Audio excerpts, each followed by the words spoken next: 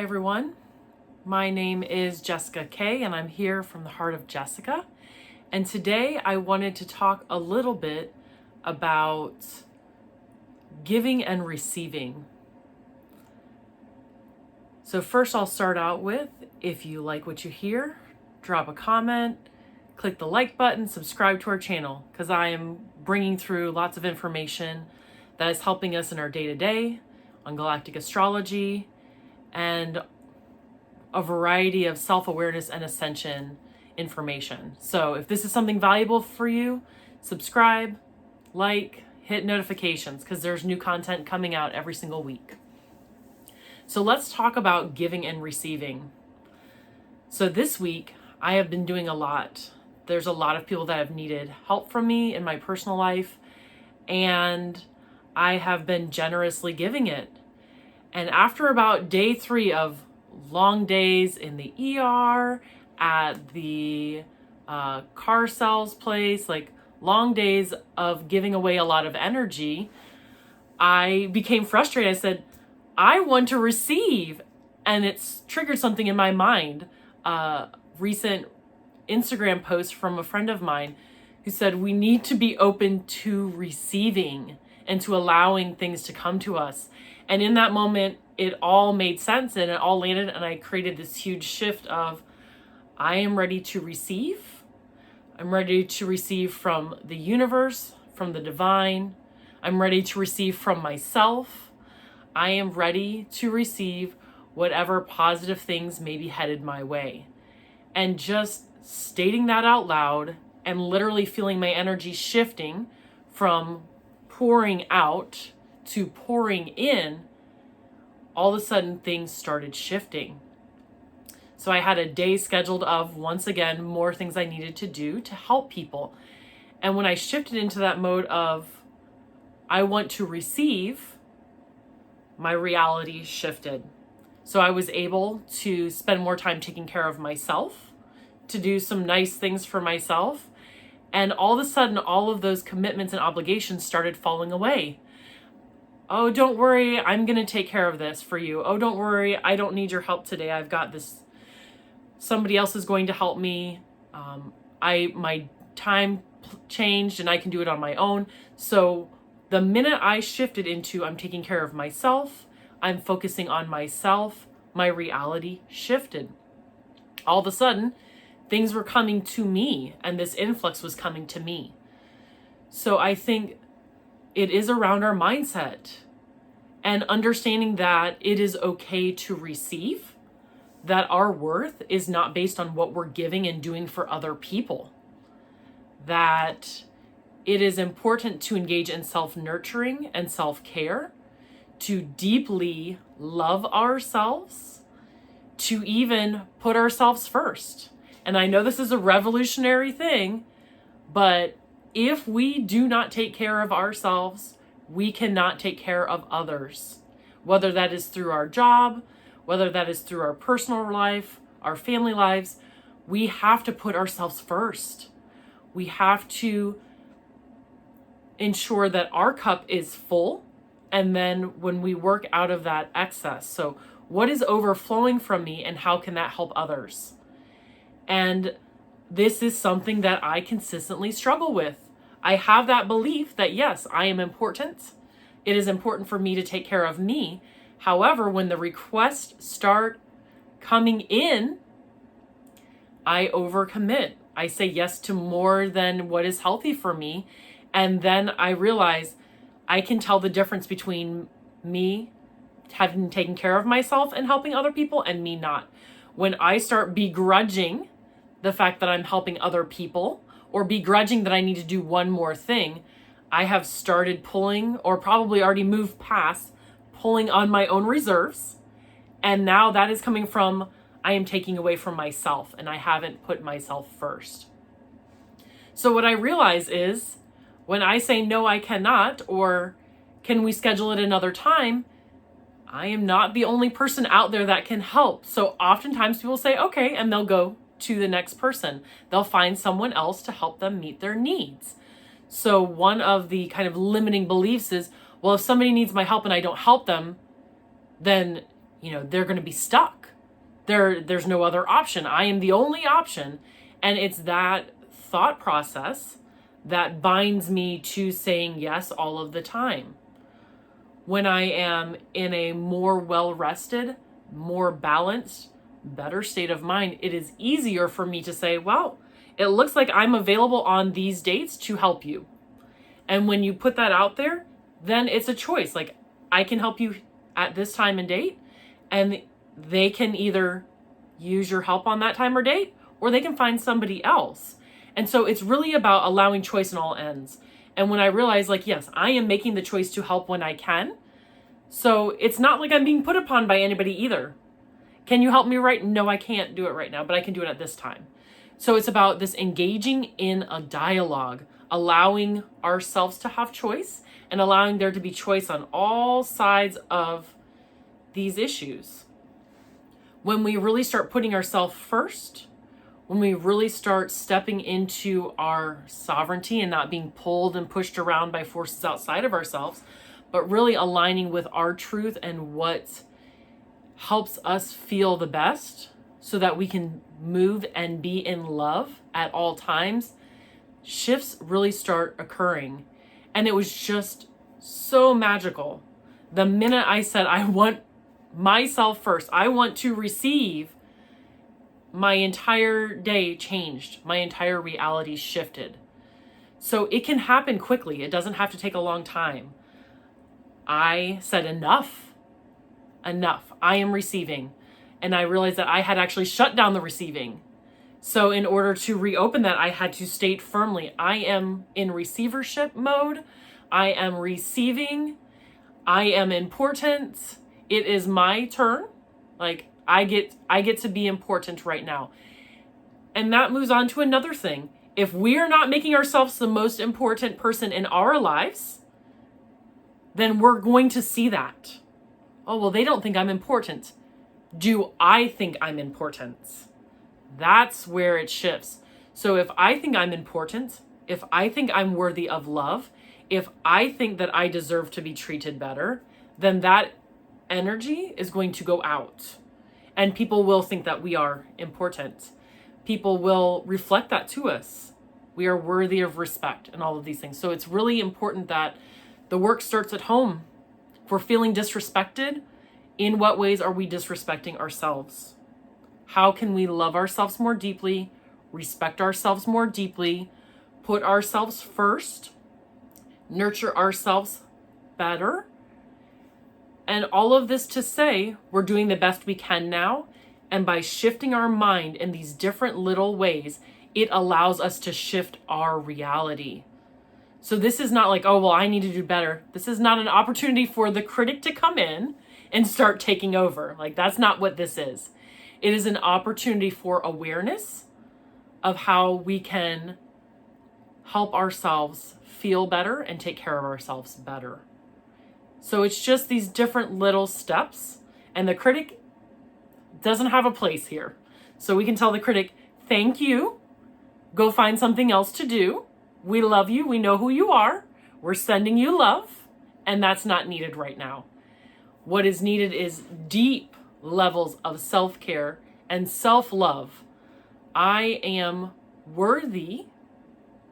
I am worthy of respect. I am worthy of love. I am worthy of generosity.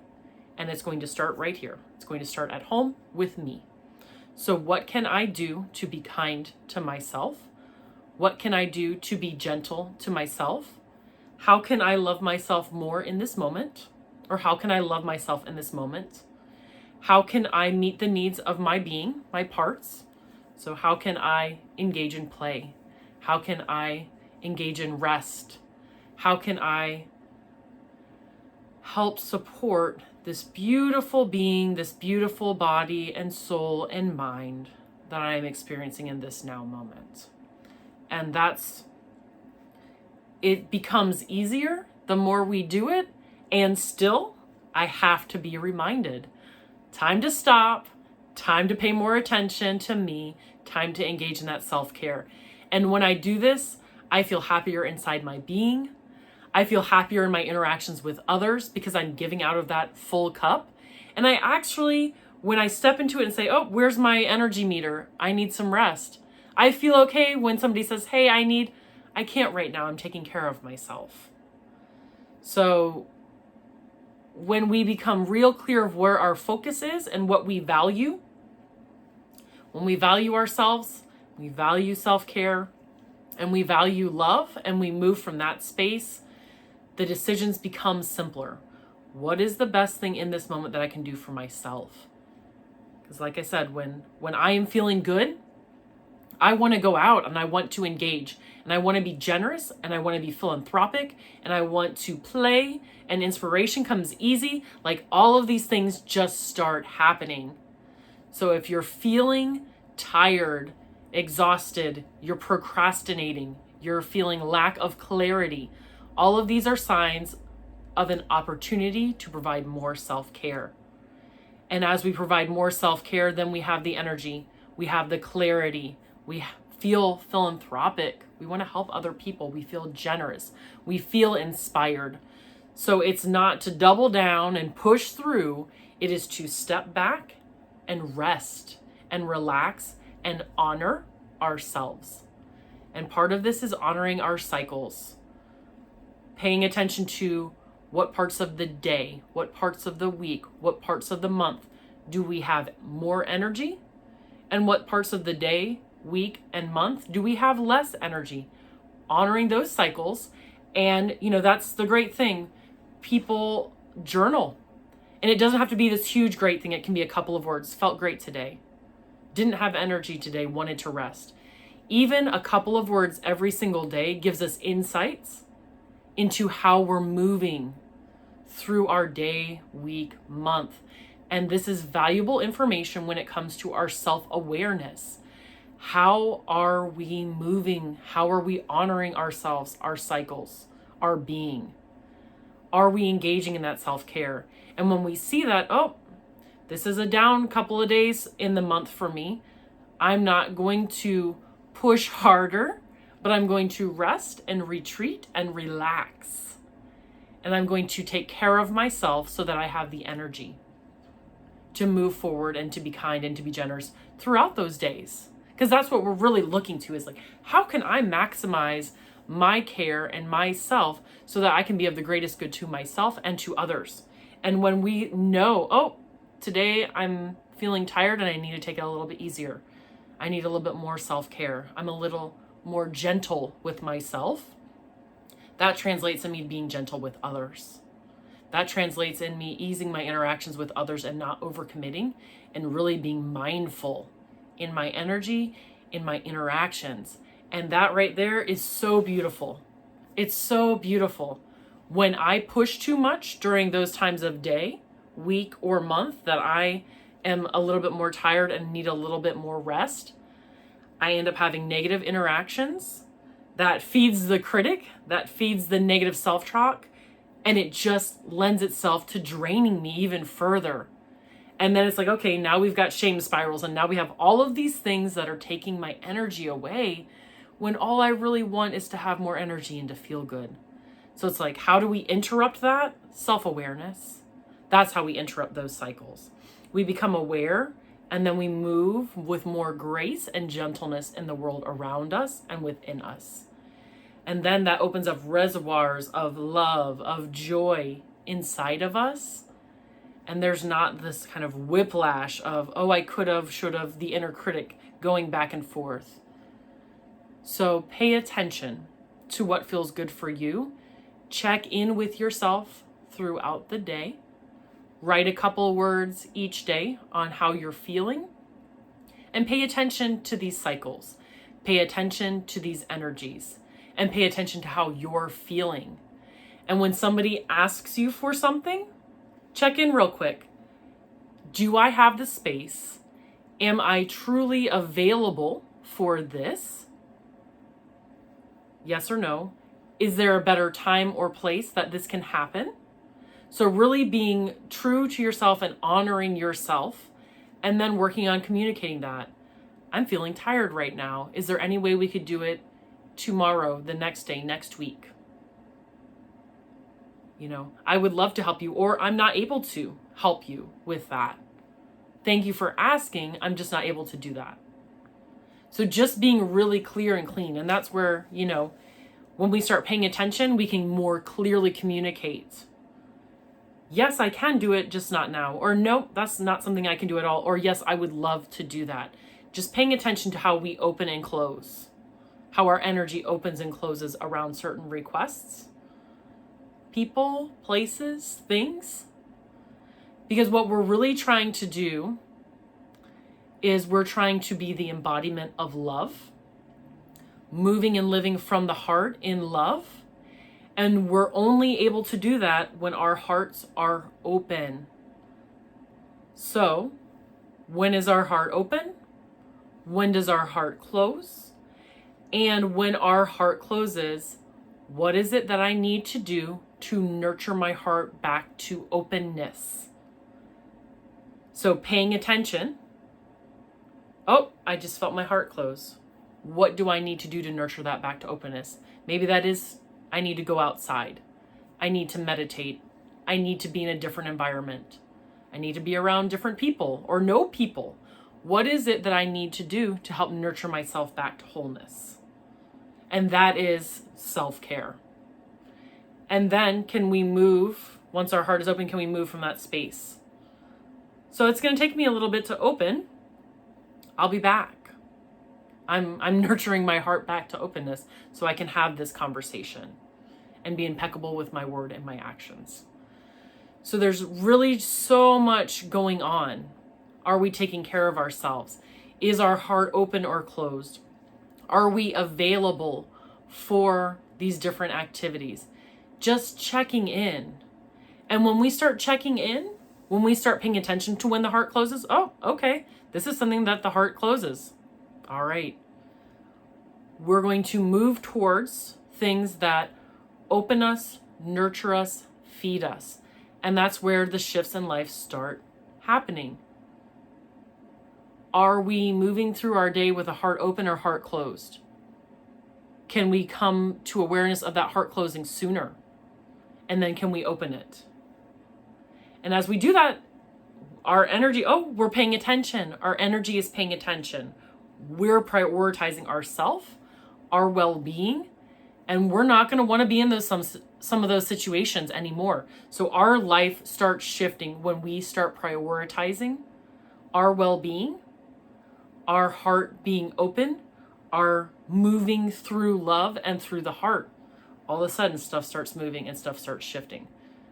So I challenge you to look at these different areas. Are we giving energy out of an empty cup? Are we moving around with a closed heart? Are we giving ourselves enough information and self-care?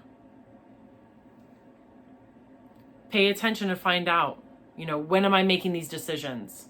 It's just to pay attention. Don't should ourselves.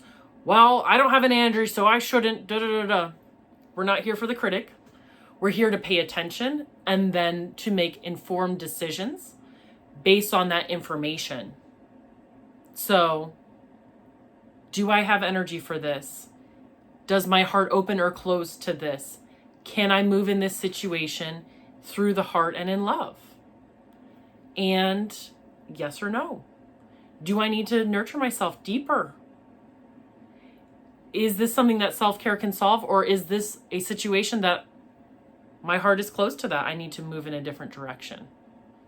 So just being aware, allowing our heart to help us make those decisions, making the mental decision around priority. My priority is things that nurture me. My priority is putting myself first. My priority is moving with an open heart and moving in a way of love. When we set that priority in our mind, okay, these are my values, this is my goal for today, then we can make decisions based on that. And that's where we see these little shifts. That's where we see energy returning. That's where we see ourselves honoring ourselves, our energy, our time, and our hearts. When we do that, it makes a big shift in our life. So I encourage you to try some of these out. Think about what our priorities are. if we want to shift them, how we can shift them, and overall, find a little thing you can do each day to help nurture your soul and nurture your heart. Thank you so much for listening. Lots of love, and like, subscribe, and leave me a comment if you found this valuable. Have a wonderful day.